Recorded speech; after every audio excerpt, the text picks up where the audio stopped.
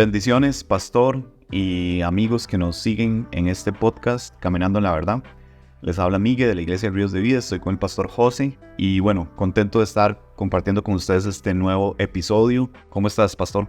Muy bien, Miguel. Saludos a todos los hermanos que fielmente nos escuchan y feliz de poder compartir una vez más con todos. Bueno, hemos estado compartiendo algunas de las enseñanzas que encontramos en el libro de Génesis. Ya pasamos por Job. Y ahora vamos a adentrarnos en un tema bastante interesante, muy importante para la historia, no solamente del pueblo de Dios, sino también de su iglesia, y que nos revela también el plan perfecto que tiene Dios con la humanidad. Y este es el tema de los patriarcas. Vamos a estar conversando acerca de ellos. Entendemos esos patriarcas iniciales como, por ejemplo, Abraham, Isaac y Jacob, y las promesas y pactos que Dios hizo con ellos. Pero particularmente hoy vamos a estar enfocados en los capítulos a partir de Génesis 12 en adelante, en donde se nos narra la historia del patriarca Abraham. Efectivamente, Miguel, qué bendición poder hablar sobre los patriarcas y como decías, bueno, estuvimos hablando sobre el libro de Job en el podcast pasado y es un libro que se nos ubica en la era patriarcal. Y cuando hablamos de los patriarcas, estamos hablando de aquellos hombres que Dios usó para fundar las bases de su pueblo, con quien estableció una relación profunda, una relación muy especial, una relación estrecha y además con quienes Dios hace un pacto. Y esto es muy importante, Miguel. Dios en su soberanía, en su perfecta sabiduría y conocimiento, en ese plan que nunca falla, Él eligió a estos hombres. Pero yo creo, Miguel, que es importante que veamos en forma general la vida de estos hombres y la intervención de Dios en sus vidas. En la lectura que estuvimos haciendo, pastor, pues vimos la narración de estos hombres, empezando por Abraham, y vemos historias que están muy centradas en sus vidas, ¿verdad? En su fe, en retos que tuvieron personalmente, en conversaciones que tuvieron con Dios también y ordenanzas que Él les hizo. Vemos que ellos son retados por Dios. También vemos que como seres humanos en algunos momentos cometieron errores. En otros momentos fueron fortalecidos, ¿verdad? Por las decisiones que tomaron obedeciendo al Señor. Y siempre vimos la mano de Dios trabajando en sus vidas. Entonces, ¿qué te parece, pastor, si conversamos un poquito acerca de estas historias, estas vivencias, como mencionaba, empezando por Abraham, ¿verdad? Antes de que fuera Abraham. ¿Qué te parece si iniciamos de esa manera? Claro, Miguel, yo creo que Abraham, como indicas que Dios le cambió más adelante a su nombre completo, Abraham, es el patriarca más conocido. Y antes de hablar de estos hombres, es importante establecer una línea clara del linaje de Abraham para reconocer de dónde viene. Y en el capítulo 11 del Génesis se nos narra cómo Abraham obviamente es descendiente de Noé. Podemos ver que Noé engendró a Sem, fue sobreviviente del diluvio. Sem fue parte de esta familia de Noé que recibió la bendición de Dios y el propósito o el llamado de parte de Dios de ser fructífero, de multiplicarse y de llenar la tierra. Después de una gran cantidad de nombres y de hombres en este pasaje de Génesis 11, encontramos al padre de Abraham, Taré, quien engendró a Abraham. Abraham toma para sí una mujer llamada Sarai, la cual es estéril y bueno, esto parece ser un inicio no muy alentador para el patriarca. Ellos eran oriundo de Ur de los Caldeos, lo que muchos teólogos ubican en la actualidad, lo que hoy es Irak. Pero en el capítulo 11 finaliza ubicándonos a Abraham y su esposa, su sobrino Lot, en una tierra llamada Harán. Dios escoge a Abraham, Miguel, Dios lo escoge. ¿Y por qué él lo escoge? ¿Por qué no a alguno de sus antepasados? ¿Por qué no a su padre Taré? Escogió a Abraham y no a alguno de sus hermanos. Bueno, la respuesta podríamos conectarla fácilmente con el capítulo 38 del libro de Job. Voy a leer solamente el versículo 3 y 6. Te preguntaré, decía Dios a Job, y tú me contestarás, ¿dónde estabas tú cuando yo fundaba la tierra? Házmelo saber, ¿tú tienes inteligencia? ¿Quién ordenó sus medidas, si lo sabes? Y el Señor empieza a darle una serie de argumentos a Job para que entendiera que Él es soberano, que Él es omnisciente, todopoderoso, que Él es Dios, que Él gobierna, que ejerce su autoridad y sobre toda la creación. Y Dios elige a Abraham y lo reta. Él decidió en su soberanía elegir, seleccionar a Abraham y a su familia. y lo reta, Miguel. Esa elección de Dios para Abraham viene acompañado con un reto que encontramos en Génesis 2, del 1 al 3. Y leo para todos ustedes: pero Jehová había dicho a Abraham: vete de tu tierra, de tu parentela y de la casa de tu padre a la tierra que te mostraré. Qué reto más grande ese. Y haré de ti, dice Dios, una promesa, encontramos aquí, una nación grande, te bendeciré, engrandeceré tu nombre y serás de bendición. Versículo 3 dice: bendeciré a los que te bendijeren, y a los que maldijeren, maldeciré yo también, decía el Señor, y serán benditas en ti todas las familias de la tierra. Dios inicia esta relación con Abraham haciéndole un llamado: vete de tu tierra. Es un reto difícil, sumamente difícil, pero es un reto que contiene una promesa, y más adelante estaremos un poco hablando sobre esa promesa que conlleva la obediencia de Abraham, y esa es la razón del por qué Dios hace un pacto con este hombre, con toda su familia. Claro está a mí que hay promesas que llegan a nuestras vidas que tienen una condición. Esas promesas son llamadas promesas condicionales y son aquellas que Dios promete, pero para que se vea el cumplimiento en nuestras vidas debemos nosotros dar pasos de fe, tener obediencia, y Dios luego responderá y podremos nosotros disfrutar esa bendición. Algunos ejemplos, Miguel, de esas promesas condicionales: por ejemplo, Mateo 11:28, venid a mí todos los que están trabajados y cargados, y yo los haré descansar. La promesa es que Él nos va a dar descanso, pero la condición es que debo venir ante el Señor. Romanos 8:28, un pasaje que todos sabemos, y dice: y sabemos que a los que aman a Dios, todas las cosas les ayudan a bien. Esto a los que conforme a su propósito son llamados. Otro ejemplo de este tipo de promesas. La promesa aquí es que todas las cosas ayudan a bien, pero ¿cuál es la condición? Nosotros debemos amar a Dios y debemos ser parte de esos llamados para sus propósitos. Por otro lado, hay muchísimas promesas del Señor, bendiciones para nuestras vidas que son incondicionales. Son esas promesas que no dependen de mi actitud, no depende de mi respuesta. Dios en su misericordia y en su amor decidió bendecirnos, y tenemos nosotros que recibir con gozo esas promesas. Por ejemplo, una de esas promesas es la que Dios da a Noé y a toda la humanidad después del diluvio, donde el Señor prometió que ya no volvería a destruir la tierra con agua. Es una promesa incondicional, no depende de nuestra conducta, y Dios dejó una marca clara en el cielo. Cada vez que veamos ese arco que Él dibuja en el cielo, nos hace recordar ese amor incondicional. Lamentaciones 3:22 al 33. Vamos a leer algunos versículos. Por la misericordia de Jehová no hemos sido consumidos, porque nunca decayeron sus misericordias. Nuevas son cada mañana y grande es su fidelidad. Vemos cómo cada mañana recibimos esa misericordia de Dios. Sabemos que Él es fiel y nos hacen recordar de esa soberanía, de la fidelidad inquebrantable de nuestro Dios, de sus bondades y misericordias. Agarrándome de lo que mencionas, de que hay promesas que son condicionales y promesas de parte de Dios que son incondicionales, creo que algo importante viendo en la historia de Dios es que encontramos una promesa condicional a Él, ¿verdad? Que está en Génesis 12:1-3, voy a leer el pasaje.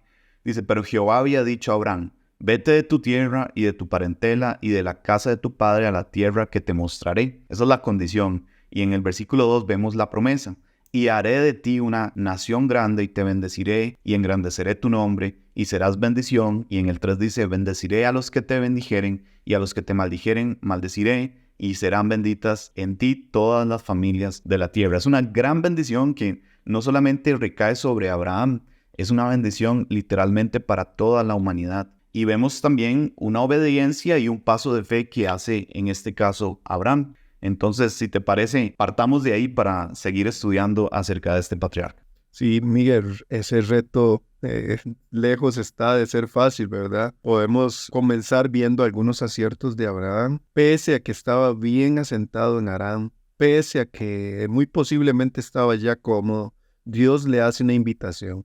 ¿Quieres unirte a mis planes? Prácticamente ese es el llamado de Dios a Abraham. Randy Fraser, en su libro La Historia, una serie que nosotros muchos años atrás estuvimos estudiando en la iglesia, comenta que Dios tiene una historia primaria, un plan perfecto, y nos invita a nosotros, a nuestras historias secundarias, en nuestras vidas comunes, a formar parte de ese plan eterno. ¡Qué gran oportunidad se le presenta a Abraham! En otras palabras, Dios le estaba diciendo, Abraham, te he escogido para ser el padre de una gran nación, de un pueblo especial, apartado para mí. Te voy a bendecir, te voy a cuidar, pero tienes que dar este paso de fe. Tienes que dejar tu tierra. Es tiempo de caminar juntos, de acercarnos, de tener una relación más íntima. Yo tengo una tierra preparada para ti, pero debes confiar. Podríamos pensar fácilmente que el gran acierto de Abraham es la obediencia. Y me parece a mí que esto sería un error muy grande, porque la obediencia es el resultado de la fe de Abraham. Es producto de mi plena confianza en el Señor, de mi entrega, mi obediencia son fruto de mi fe. Y esto se aclara, Miguel, en el capítulo 11 del libro de Hebreos, del versículo 8 al 12, donde dice, por la fe, voy a ser un poco enfático en esta expresión para que notemos este atributo en la vida de Abraham. Por la fe, Abraham, siendo llamado, obedeció.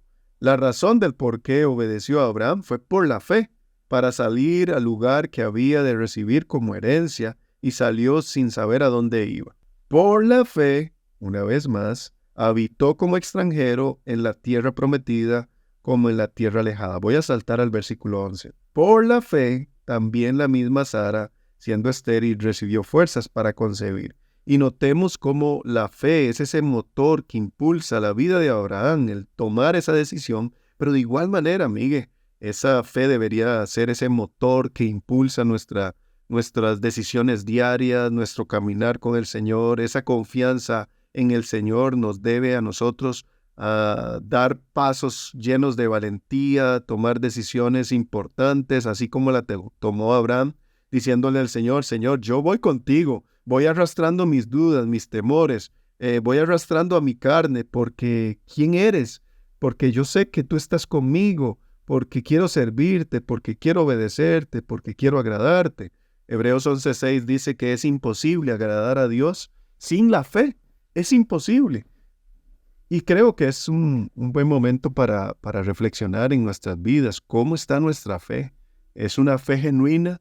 ¿Estamos caminando en una simple religión donde cumplimos, pero es solo por tradición? Así como en algún momento los fariseos, Jesús los confrontó porque estaban sumidos en un activismo vacío, sin sentido. Pero la fe será el motor de nuestras vidas. Dios está pidiendo que des pasos tal vez en este momento, que tomes alguna decisión. Es el momento de decirle al Señor, Señor, yo camino contigo. Yo sé que tú estás en el control. Y esto me encanta, Miguel, me encanta de la vida de Abraham. Sí, a mí también, y realmente me reta mucho a mí personalmente, porque como mencionas específicamente en Hebreos 11:6, que dice que es imposible agradar a Dios sin nuestra fe. Y también sabemos que por fe recibimos salvación, ¿verdad? La fe es tan importante en la vida de un cristiano. Además de eso, también esa fe la podemos identificar, ¿verdad? Como una característica de un cristiano que confía plenamente en Dios, que sabe que Dios le ha llamado, y eso nos da una seguridad que no es falsa, es una seguridad real, genuina, verdadera, que tiene impactos eternos, ¿verdad? Entonces, qué lindo saber que en Dios estamos seguros y que en sus planes y en sus manos estamos muchísimo más que seguros, ¿verdad? Me motiva mucho esto. Me gustaría ver que en Génesis 17, del 1 al 5, no sé si podrías leerlo, porque en este pasaje se nos narra ese pacto que Dios hizo al ver la obediencia de Abraham, al ver su fe, porque recordemos que veníamos hablando que esta es una promesa condicional. Al Dios ver que Abraham tomó sus cosas y partió y obedeció, Dios tenía que responder. Entonces, no sé si puedes leer, Miguel, Génesis 17, del 1 al 5. Claro, dice, era Abraham de edad de 99 años cuando le apareció Jehová y le dijo, yo soy el Dios Todopoderoso, anda delante de mí y sé perfecto, y pondré mi pacto entre mí y ti, te multiplicaré en gran manera. Entonces Abraham se postró sobre su rostro, y Dios habló con él diciendo, he aquí, mi pacto es contigo, y serás padre de muchedumbre de gentes. Y no se llamará más tu nombre Abraham, sino que será tu nombre Abraham, porque te he puesto por padre de muchedumbre de gentes. Sí, vemos cómo aquí ya cambia el Señor de Abraham a Abraham. que significa Padre de multitudes. Dios decide cambiar el nombre, así como tal vez, no sé si recordamos como Dios cambia el nombre de Pedro y vemos esa marca de Dios en medio de esta promesa. Vemos a un Dios que está demandando compromiso a Abraham, un compromiso mayor. El primer llamado para él fue: vete de tu tierra y de tu parentela, de la casa de tus padres, a la tierra que yo te mostraré. Y me recuerda muchísimo aquel llamado del Señor con sus discípulos: sígueme, ven conmigo, quiero caminar contigo. Entonces veo a un Dios diciéndole: ven a Abraham. A las puertas de este pacto incrementa las demandas. En este pasaje que acabas de leer, dice: anda delante de mí y sé perfecto. Condiciones que no había presentado el Señor en el capítulo 12. Ya vemos un paso más o un nivel más en la demanda del Señor en el compromiso para Abraham. Y así es el Señor, como les decía, si vemos a Jesús en la interacción que tuvo con sus discípulos, primero fue un llamado: vengan a ver, luego sígueme y te haré pescador de hombres, luego apacienta mis corderos. Compromiso fue la demanda del Señor. ¿Y cuáles han sido nuestras respuestas, hablando ahora de nosotros, a esas demandas del Señor en el compromiso? ¿Cuál ha sido nuestra respuesta a los llamados de Dios, a sus retos? ¿Será que estamos viviendo como Abraham vivió, decidiendo por Cristo? ¿O hay cosas que nos están distrayendo y estamos dejando de un lado ese compromiso, esos llamados, esos retos que hemos recibido de parte de Dios? Y vemos a Abraham, un hombre de fe, un hombre que leyéndole a Dios, y es necesario que nosotros sigamos ese ejemplo. Pastor, es sumamente interesante ver que la relación de Abraham con Dios fue bastante directa.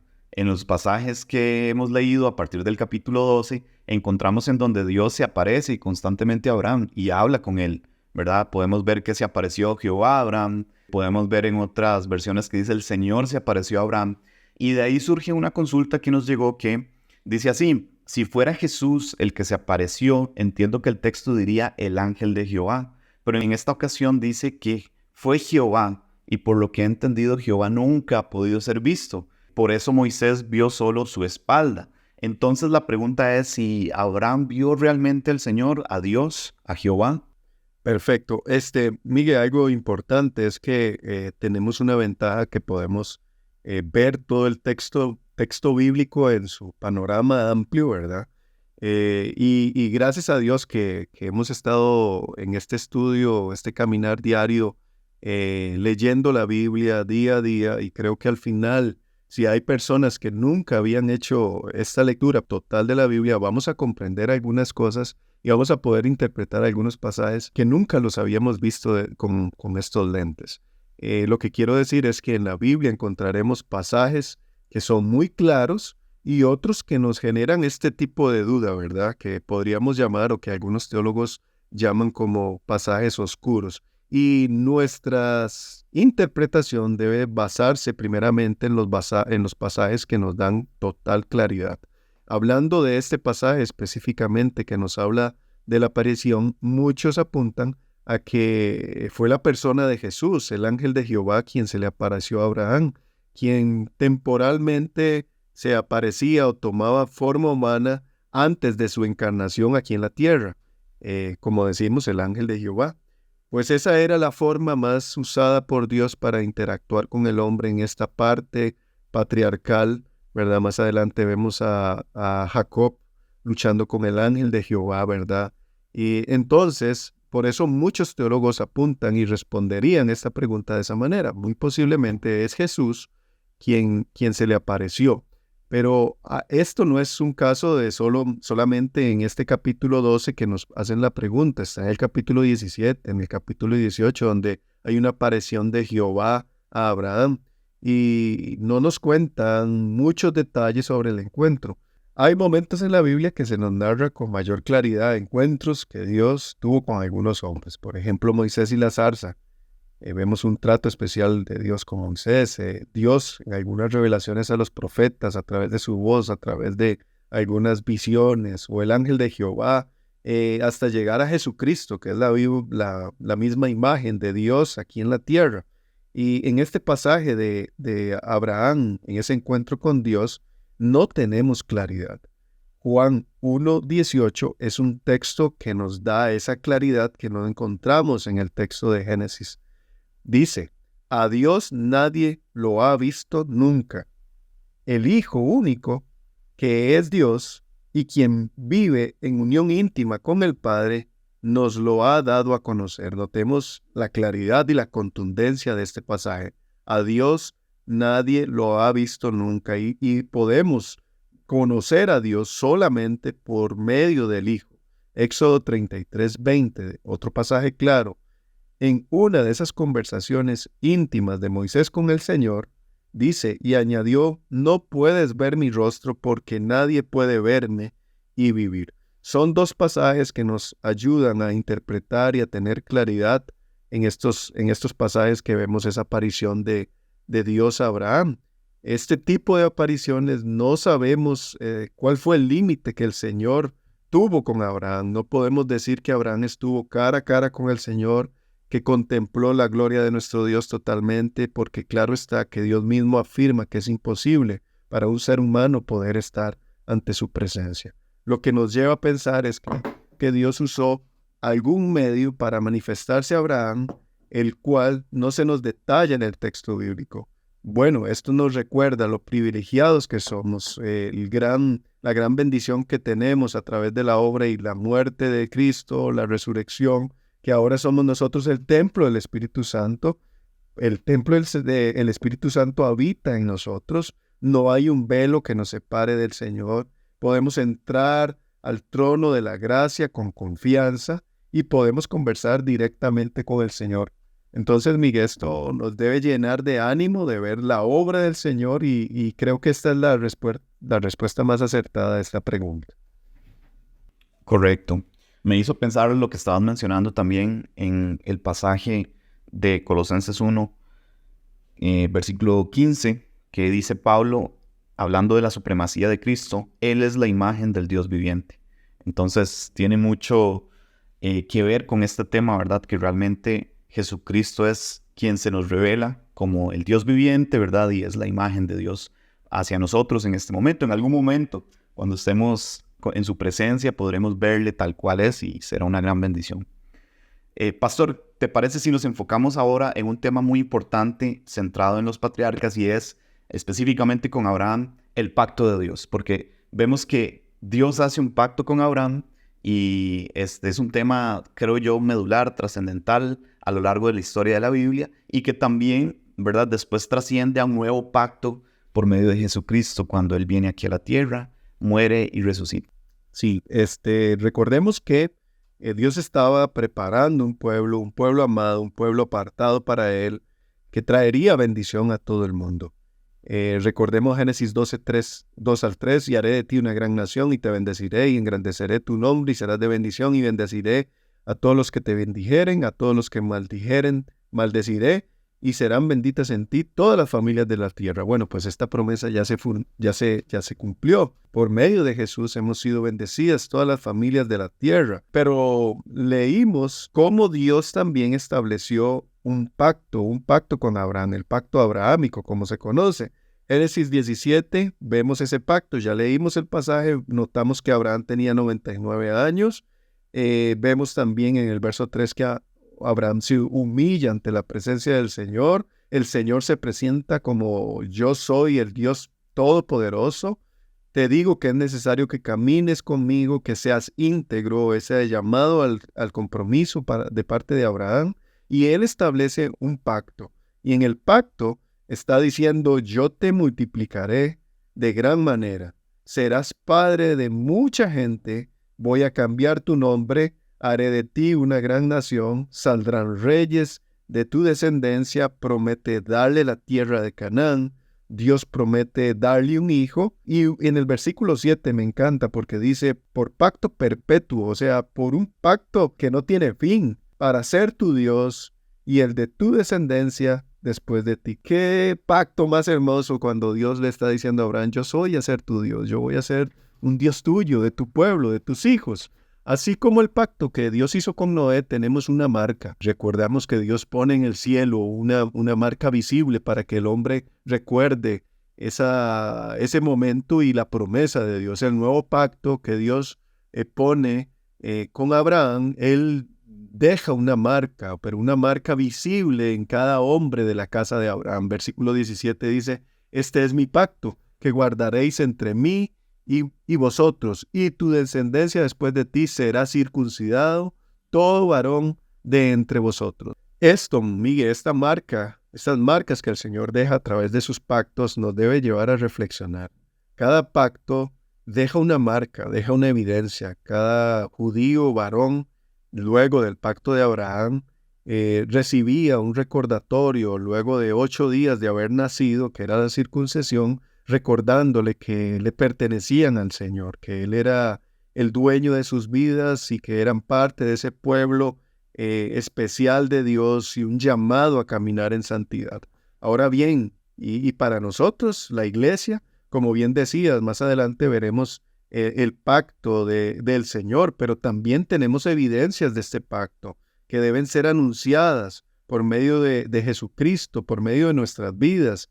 Hemos sido sellados por medio de ese pacto por la sangre y el cuerpo de nuestro Maestro que fue crucificado y que resucitó y que está vivo. Y a mí me gustaría compartir rápidamente, Miguel, algunas evidencias de este pacto que deberíamos nosotros participar con gozo. Y lo primero es que tenemos la comunión o la Santa Cena.